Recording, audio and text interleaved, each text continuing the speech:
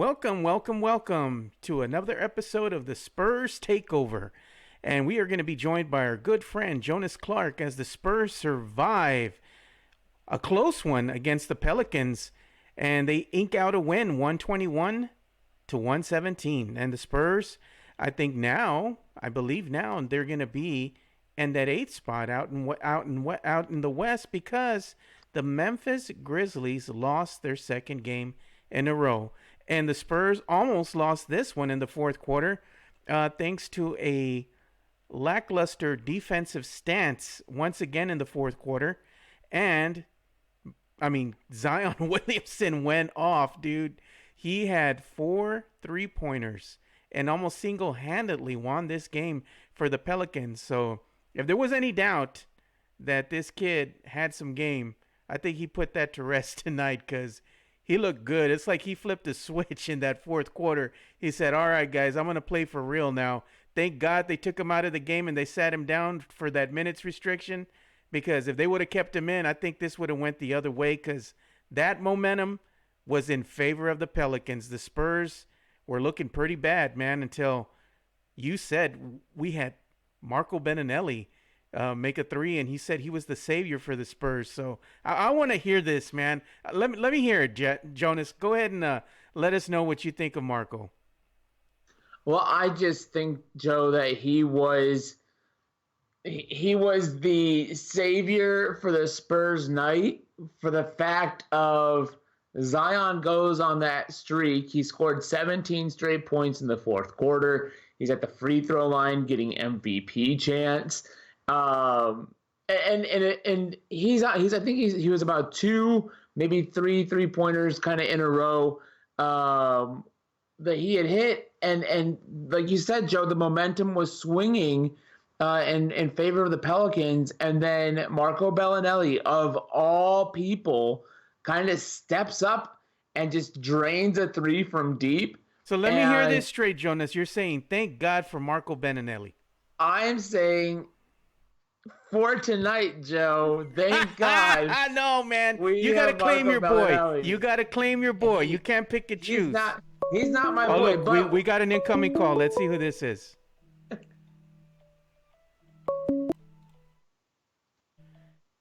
And thank you for calling the Spurs Takeover. Who are we talking to?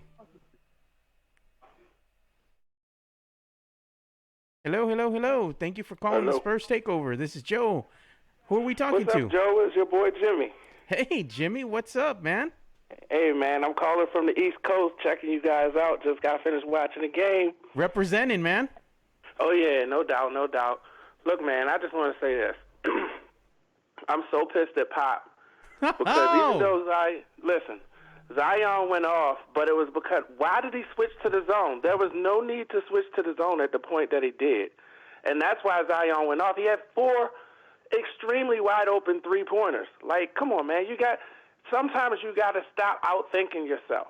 We had them. We were playing them straight up, and we're doing a pretty good job. We're up 12, 13 points, whatever the points were. And then he switches to the zone and gives life to the team. Like, come on, man. Pop, sometimes you just got to do what got you there. And tonight he almost cost us the game as a result of that. And I'm so pissed off because we controlled that game all night. ESPN was hurt. They didn't know what to do because we were winning, and all they could do was talk about Zion. And then he goes off, and then that was it.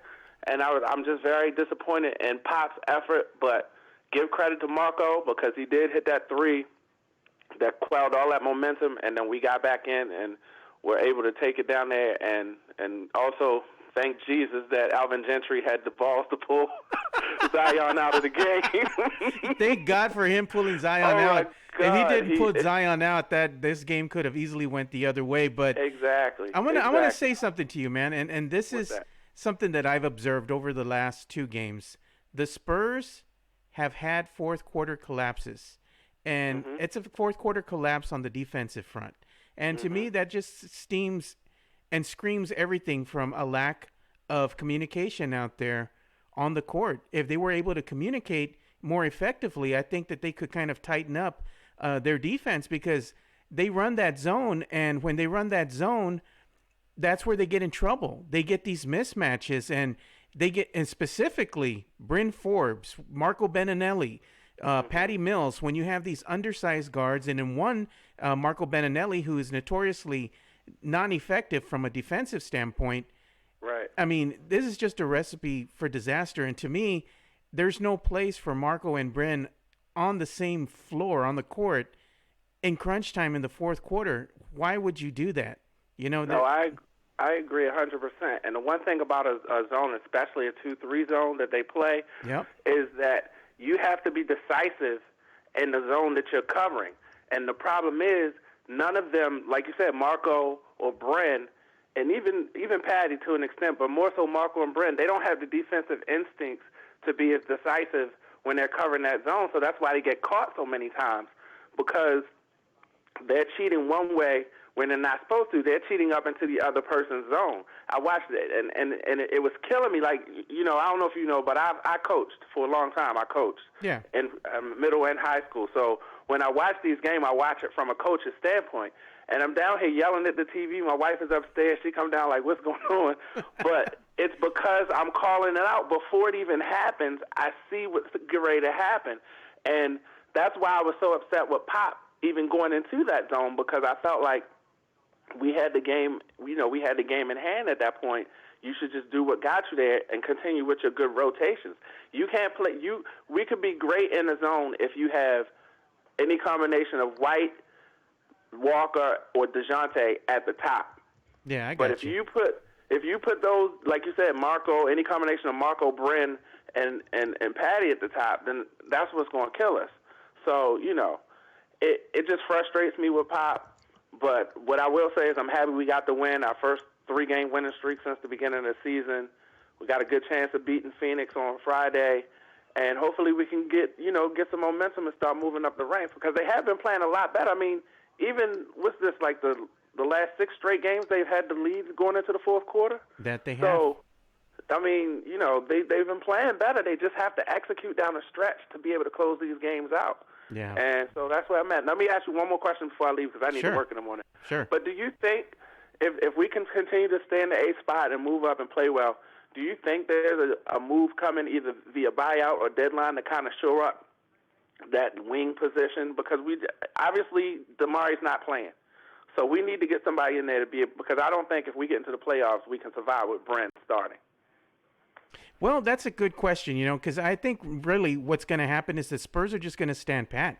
When I looked at the payroll, and I've seen that, it's on Basketball Reference for anybody who wants to check it out, and you see what the payouts are over the course of the next 2 to 3 years, and then you have LMA all but signed, and guaranteed for next season. You have only so much to work with, and then we're paying Paul Gasol $5 million, and he's not even on the team anymore. Oh, yeah, so I forgot about that. You have all these factors going against you, and then you have DeMarre Carroll signed for a 3-year deal, which, 2 of those years are guaranteed, with the 3rd year being an option. And next year, his paycheck will go up. We owe him $7 million this year. Next year, I think it balloons to something around maybe $9 or $10 million. So that's a head scratcher, man. You're not playing him. There's rumors saying that he might have some knee injuries, and he's a better defender than Marco, although he is slower. So you have that. There's a lot of decisions that do need to be made. One of those decisions to me is, are you going to keep DeMar DeRozan, who's been your most consistent player? The wing position, I think the future of that position is going to be filled by somebody over in the Austin Spurs in the G League right now. So that's still about another 2-3 seasons out. But to answer your questions, I think the Spurs are just going to stand pat this season. All right. Well, we need to, listen, we need to just keep winning. And I think that, like I said, if they can shore up that defense some kind of way and we can get into the playoffs, we can be a dangerous team, because we've shown we can beat the best teams in the league. We can hang with them. Doubt. We just got to be able to execute the full 48. So we'll see. But good show as usual, bro. I appreciate you guys, and I'll talk to you again on the next one. Definitely, man. Thanks for calling. We appreciate you, man. You take care now. Have a good one. All right. You too. All right, Jonas. Well, we just had our caller here, Jimmy. So thanks to Jimmy for calling in and being part of the show. Basically, he was just voicing his concerns, and he was kind of upset with Coach Pop and his coaching in the fourth quarter. I kind of agree with him to a certain extent, but I don't put all the blame on Coach Pop. I think that has more to do with the personnel who's out there on the court, Jonas. And as we stated, the Spurs in the last two games, they've just had defensive collapses. I mean, you were talking about your boy Marco Beninelli, and I told you can't claim him half the time. You either like him or you don't. So what is it, man? I'm not making a claim for Marco Bellinelli at all. All I'm saying is that tonight he is the one that put the dagger in Zion's streak. So you're gonna check him out like a book, like a library book, man? No, I'm still ready to dump him for a sack of potatoes. But like I said, thank God we had him tonight, because I don't know who else was going to make that shot. Nobody else could sink anything to steal the momentum away from what Zion was doing there, bringing his point total up to 22 points. Like I said, with 17 of those consecutively. Yeah, that's enough.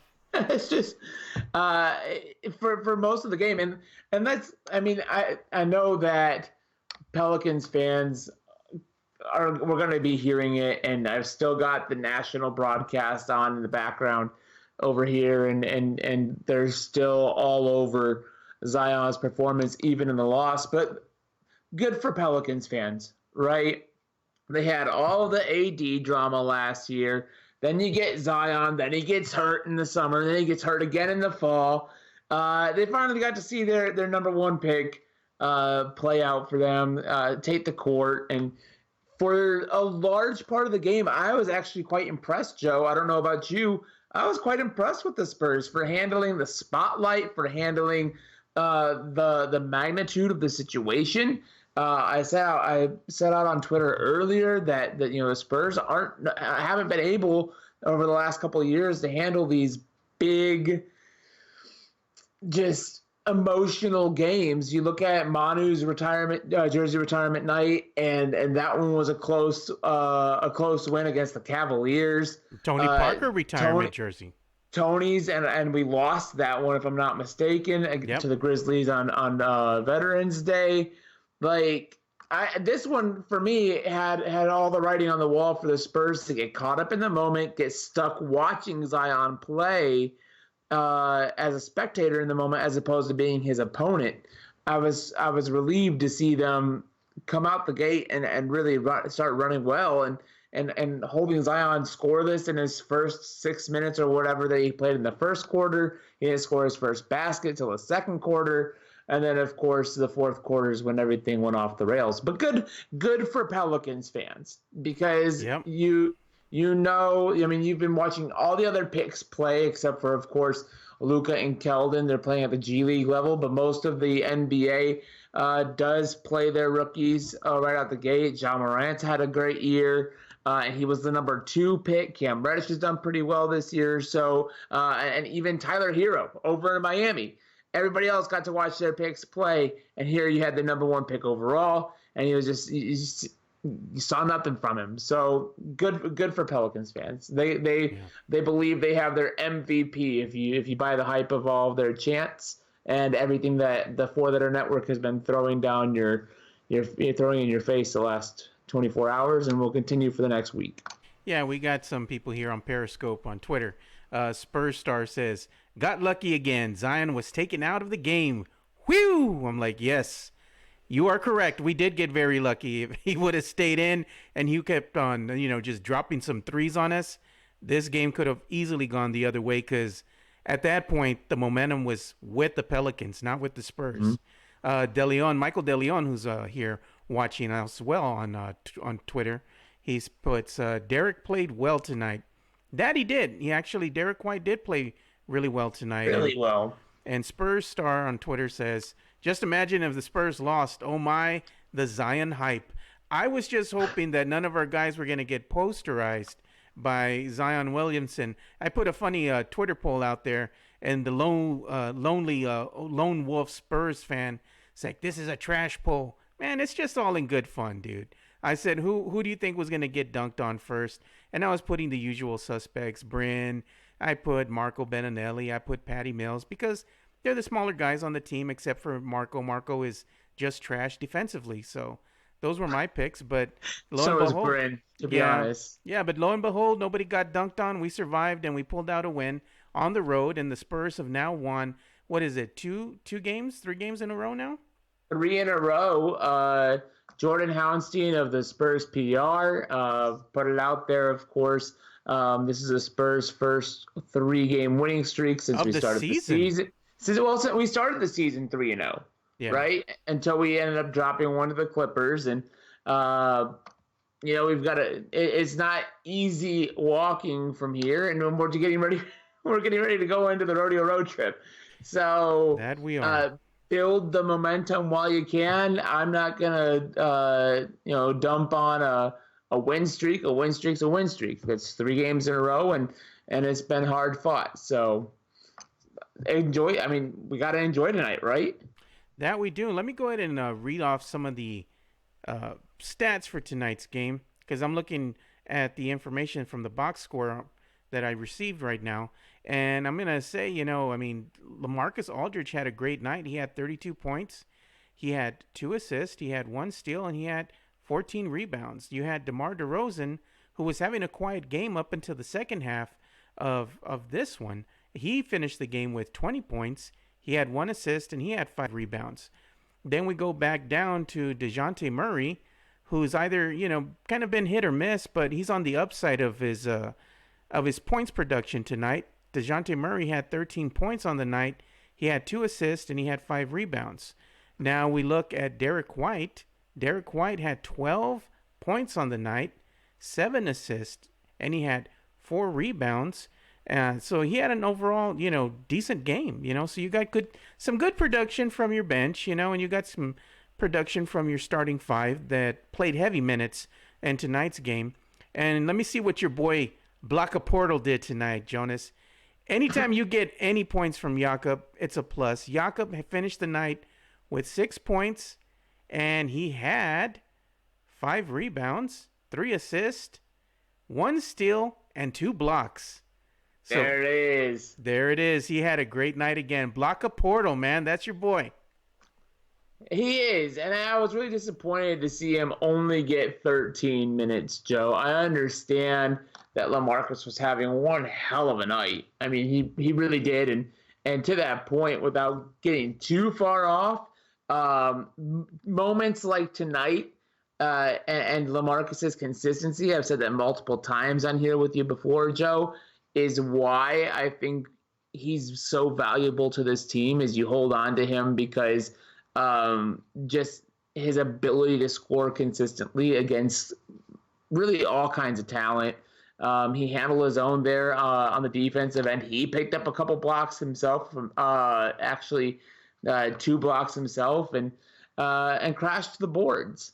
I just feel like when you're going up against a set like Jackson Hayes and Zion Williamson and even Derek Favors, you just have to have a little bit more of Jakob in there because there's going to be driving to the hoop. I understand that most of Zion's damage was done from outside. He was just 4 for 4 from the perimeter. But when you go to that stronger defensive set, Jakob has to be out there. 13 minutes is just it's not enough. Yeah, it's not, but it's kind of tough for him at times, to find some playing time because Pop is going to go with Trey Lyles to, play alongside LaMarcus Aldridge notoriously. And when he comes out, that's when you insert one Jakob Portal, or when, LaMarcus Aldridge needs a breather, that's when you're going to insert Jakob Portal. And they went really guard heavy tonight. Yeah, they were not. Mentioned multiple times that they played with 4 guards. They just had LaMarcus out there as the only big, and you had like Derek and DeJounte and DeRozan and Patty at times, and it was just, I don't know. It was interesting lineups to see from Pop tonight. It's always interesting lineups. That has been one of the things that Spurs fans have clamored about on social media, specifically and on Pop, Twitter. I trust, though. You and Chris Duel, man. I swear, dude. Y'all are in Pop we trust. Pop can do no wrong. I get it, man. He's well respected. I have great admiration for Coach Pop. Not that he can't do any wrong. He just he has the banners. He has the He hardware. he calls scoreboard every time. Yeah, I can't argue with that. Who am I to tell Greg Popovich that he's not doing things right when I've never won a championship in my life? I got you, man. I hear you on that end. But we sometimes we have to be critical of his decision making from time to time, which some of his decisions have been head scratchers this season. We'll just leave it at that because lo and behold, if I say anything and I wind up getting roasted on social media, so I'm just gonna leave it there. But let's go ahead and look at some of the team stats for the night. And then we're going to go ahead and compare the Pelicans and the Spurs. Let's go ahead and start with the field goal percentage. Field goal percentage went in favor of the Spurs tonight. They shot 50.6% from the field, connected on 45 of 89 of their field goal attempts. The Pelicans shot 46.4% on the night and connected on 39 of 84 of their field goal attempts. Now, shooting from beyond the arc, the Spurs shot 40.7%. They connected on 11 out of 27 of their three-point attempts. The New Orleans Pelicans, they connected on 14 out of their 36 three-point attempts from beyond the arc and shot 38.9% from the three. Free throw percentage, that went in favor of the Spurs tonight. Just by a few percentage points, Spurs beat the Pelicans by shooting 80% versus the Pelicans shooting 78.1% on the night from the stripe. Spurs connected on 20 of 25 of their free throw attempts, whereas the Pelicans, they went to the stripe more because of Zion Williamson, and they connected on 25 of 32 of their free throw attempts. Rebounding battle was almost even. Spurs did get the edge over the Pelicans in that regards, 44-41. And assist, those were in favor of the Pelicans. The Pelicans shared the ball a little bit more effectively than the Spurs tonight, as they had 26 assists on the night compared to the Spurs' 17. Now, this is the one area that I always look at closely, turnovers. The Pelicans had more turnovers than the Spurs tonight. Pelicans had 14, Spurs had 11. Another telling fact is always the points in the paint. Points in the paint tonight, you're not going to believe this, Jonas. Dead even at 46, man. That's amazing. Each team had 46 points in the paint, which means that they were both on. They were both very aggressive in the interior, going at each other's defenses and getting to the stripe. As we saw, they both went 20-plus times to the stripe tonight. So fast break points, though, that's going to be in favor of the Pelicans. They got out there and they ran the ball more efficiently than the Spurs did, as the fast break points favored the Pelicans 15-4. So there you have it. In a nutshell, Spurs did what they had to do to ink out a win on the road against the Pelicans. So now that they have that eighth seed, or that eighth spot right now for the time being, let's hope they can capitalize and continue to get more wins, because they're coming back home to face the Phoenix Suns on Friday. And last time they met the Suns, they had, I guess you could say they had a decent game, So we're going to hope that they can continue that trend. So what are your predictions for that Friday game coming up? Well, we've beat the Suns twice now this season, once in Mexico City, once in Phoenix. I would expect the Spurs to continue to roll with this. You've got a day of rest tomorrow. Then, of course, you've got the Suns. You're also kind of starting to prepare. I know you take it one opponent at a time, but you can't overlook the Raptors coming into town again then on Sunday. And that rodeo road trip keeps inching closer. Every game that we play is one more game closer to that stretch. I like the matchup for whatever reason. We have really good competitive games against the Suns. Maybe they get up more for the game, or we just approach it as a game we should win, and we're not quite the team, the Spurs of 2014 anymore. But I think that it's going to be a good game. Look for a win. That's what I would say, Joe. And listeners of the Two Shots podcast can go see the game Friday. Yeah. Yeah, they can go see the game because we just put out a great ticket deal that we have in conjunction with Project Spurs and Game Day Media because we have partnered with the San Antonio Spurs this season, and we are offering a great ticket deal for Friday's game. You can see the link on all our social media handles, but more specifically, you can check it out right now on Twitter, So just go ahead and click on that link that we included on the pinned tweet, and you can go ahead and get access to your tickets starting at just $19.50. That includes your food, either a hot dog or a nacho. You get a drink, and you also get early access to the game to enjoy the courtside experience and watch the players warm up before the game. I believe that's an hour before the game. So then you can also, little known fact, you get in early. You can go and stand by the escalators and then bum rush the place when they let us in to get a nice seat over there by the fan zone so you're not uncomfortable in those tiny little chairs that are made for children, not for adults. So I'm a grown man. Yeah, because if I was sitting next to you, Jonas, we'd be rubbing elbows, man. Let's face facts. So I love you, brother, but I don't want to be rubbing elbows with you, man. I want to be able to drink my beer comfortably. I hear you. All right, so man. How do you think that the Suns matchup on Friday is going to go? I think it's going to be interesting. The Spurs are coming off a high, beating the Pelicans in tonight's matchup, and I think sometimes it's tough to get up for a game such as this on a national scale, because this was the game of the night. Everybody had their eyes on this game because of Zion. Now, when it's kind of like you're on an adrenaline rush, and then when you come off of that, sometimes it's hard for you to get up for the next opponent. So if the Spurs can get this win against the Suns and they make that 4 in a row, man, that would really be a confidence booster there because this would be their biggest winning streak of the year and just in time, before they hit the road for the rodeo road trip. So to me, this is a very pivotal game for the Spurs, even though it is against the Suns. From a mental aspect and from momentum, this is something that they must have. So hopefully they can get up for it. If I need to get the Spurs up for this game on Friday, all I got to do is show them the standings. The Suns are at the 11th seed. Going into tonight, the Spurs are at the 9th seed. We're only 2 games ahead of them right now.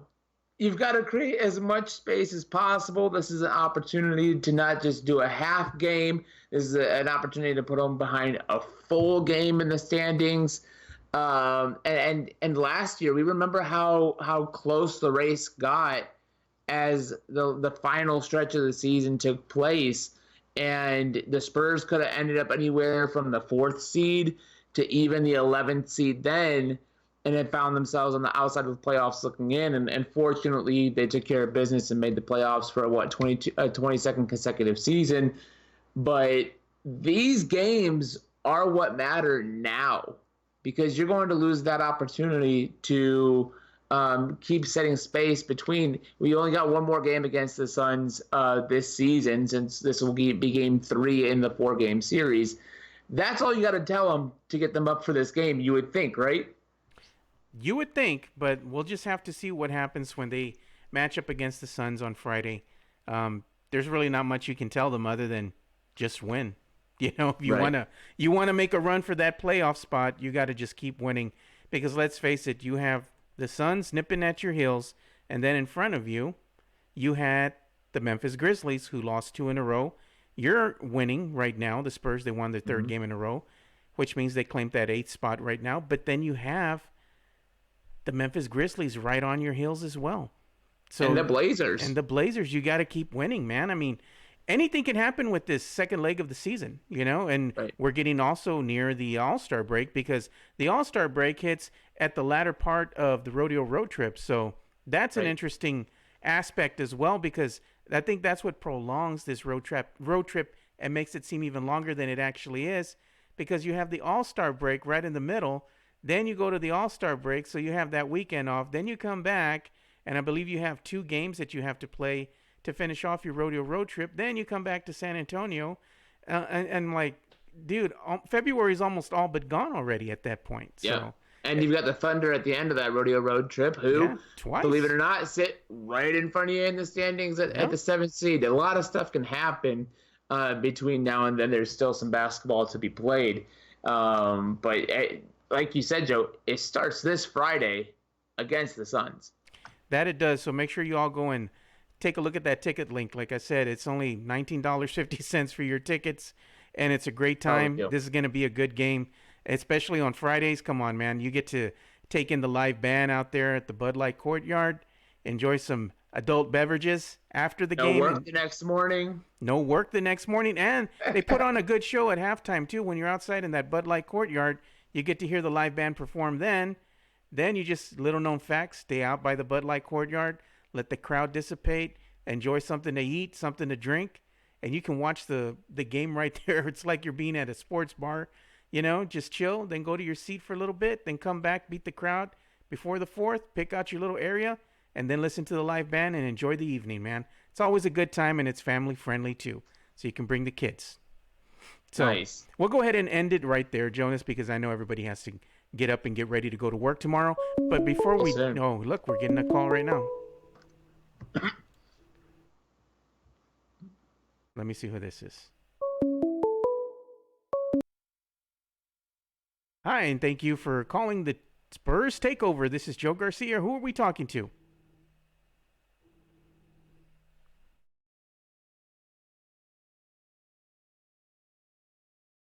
Thank you for calling the Spurs Takeover. This is Joe. How can we help you, sir or madam? No. We had somebody for a split second there, Jonas. They probably Hold on. Thank you for calling the Spurs Takeover. This is Joe. Who are we talking to?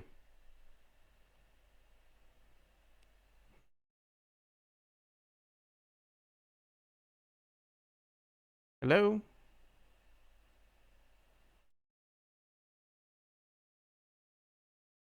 Well, I don't know who that was.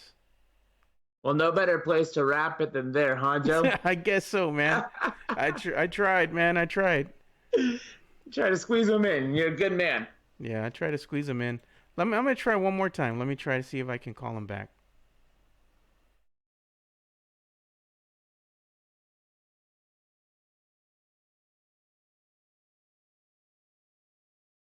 I hate not being able to get in contact with someone. I hear you.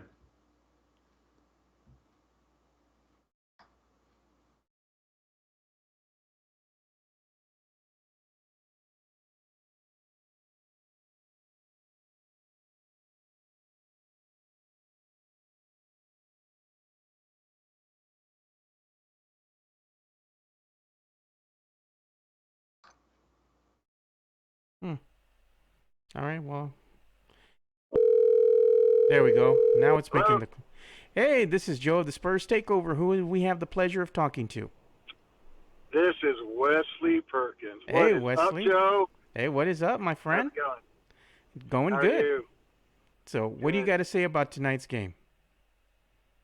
Oh, well, again, kind of a nail biter at the end with giving up the big lead, but we've seen them kind of weather the storms in fourth quarters. And again, I know you're going to agree with me. Jakob Pertl is just a beast underneath and really starting to come in the middle part of the game and control the paint. You're seeing some just a little bit more understanding from each player about what their role is, and you're seeing definitely some growth from the point guard position from both DeJounte and from Derek White. So all in all, a really good win, especially with all the hype surrounding this game and kind of curtailing some of that pizzazz that was being given towards the Pelicans for this one coming in. Yeah, definitely, man. We're just glad. Me and Jonas are just glad, Wesley, that the Spurs were able to survive Zion's barrage of threes in the fourth quarter, and they did us a favor and sat him down and rested him because at that point the momentum was all in the Pelicans' favor, and the Spurs were looking like they might lose this one. So we're very fortunate that we pulled out a win, a much needed win at that on the road. So we're looking Yeah, forward. and Go ahead. Yeah, and the thing is, I think Bill Schoening was talking about it. I'm driving from going to Walgreens, but Bill was talking about the fact that Zion in college had never made more than three-pointers in a game. Yeah. So this is definitely a first for him, and not known as a long-range shooter. But, kudos to the guy for putting on a show. I mean, I know the fans wanted to see that, and it's great for the NBA. It really is, and he's going to be a force for a long time, and there's no doubt about that. But next time maybe he'll open his eyes though. Ha! Yeah, man. He put on a show. He flipped the switch, and he gave the fans what they were looking for right before he went out. So if that tells you anything about this team, is that Zion Williamson is the real deal, and he's going to entertain us, for the foreseeable future. And future looks bright for the Pelicans. I'm glad that they're on the upside of things right now, because God knows that this team has, been circling the drain for quite some time. So this inflection of energy and, the energy that they bring every night to the fans, especially with the electrifying Zion Williamson, is something that we as Spurs fans can appreciate. Let me ask you a question, Joe. Why do you think it is that Lonzo Ball always picks the Spurs to light up? I swear to you, he never shoots three-pointers well against anybody except the San Antonio Spurs. But he's kind of showing a bit of growth, all kidding aside. And you're right about the Pelicans having an upside. And I feel like those acquisitions that they got are only going to serve them in the future to go along with Zion too. Yeah, I think Lonzo Ball has great three-point shooting performances against the San Antonio Spurs, because the Spurs, for whatever reason, they just have defensive collapses, and when they have these defensive collapses and they don't have anybody to really be that 3-and-D player, and really go out there and guard that three, you have players like, Lonzo Ball and a handful of others who get up for the Spurs and just start knocking down shots, especially from beyond the arc, and it's because it's a lack of defense, so it is what it is on that end. We saw the Spurs defensive collapse again this fourth quarter, as we did in the last game, and hopefully that's something that they can work on and correct, because they have another game coming up this Friday, Wesley, and that's going to be against the Phoenix Suns, and it's a pivotal game because we're coming near the rodeo road trip, and you want to be on the upside of things and have some momentum going into that rodeo road trip, as me and Jonas had talked about. But I'm going to have to go ahead and bring the show to a close, Wesley. So in closing here, share your final thoughts. Again, continued rise and development from our young players. Extremely happy to see that. Closing in at the 500 mark, three games under the 500 mark again, and you're right, Joe, just coming up to the rodeo road trip in the near future, playing well on the road at the right time. So I feel like this game was yet another good test for them, and something that they needed to win, and they showed a lot of mettle down the stretch. I agree with you, Wesley. Hey, man, thank you for the call. I mean, next time maybe you can join us, as a usual, guest of ours on Skype, and hopefully, everything goes good with your boy, okay? Thanks, man. Appreciate you. Not a problem. Talk to you later. Bye. Bye. All right, Jonas. So before we go ahead and end the show, where can the peeps get a hold of you on social media? Joe, at Jark Clonas on Twitter, at JARKCLONAS on Twitter. Anything hashtag #BlockAPirtle. Anything Austin Spurs, San Antonio Spurs, of course, San Antonio Rampage. I support SAFC, though I'm just starting to really understand soccer as far as the nuances of the sport go, not just as a casual fan. And, of course, NFL.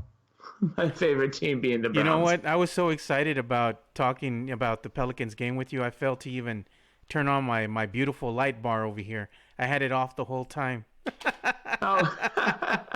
Oh, well, it's one of those things. So we're going to go ahead and come to a close here for the Spurs Takeover. And before we do, make sure you go and check out all the great stuff that Project Spurs and the Project Spurs Network are cranking out. Specifically, if you need any and all your Spurs information, make sure you go ahead and check out Project Spurs. And for your local sports coverage, make sure you check out the Project Spurs Network. So they have a great group of guys out there that deliver quality content, including our good friend, including our good friend Steven Anderson. And Benjamin Bornstein. So make sure you go and check out all their great stuff. So for Jonas Clark, I'm Joe Garcia. Thank you for listening to and watching another episode of the Spurs Takeover. And like we always say, spread the love, stop the hate, and be kind. We're out. Peace.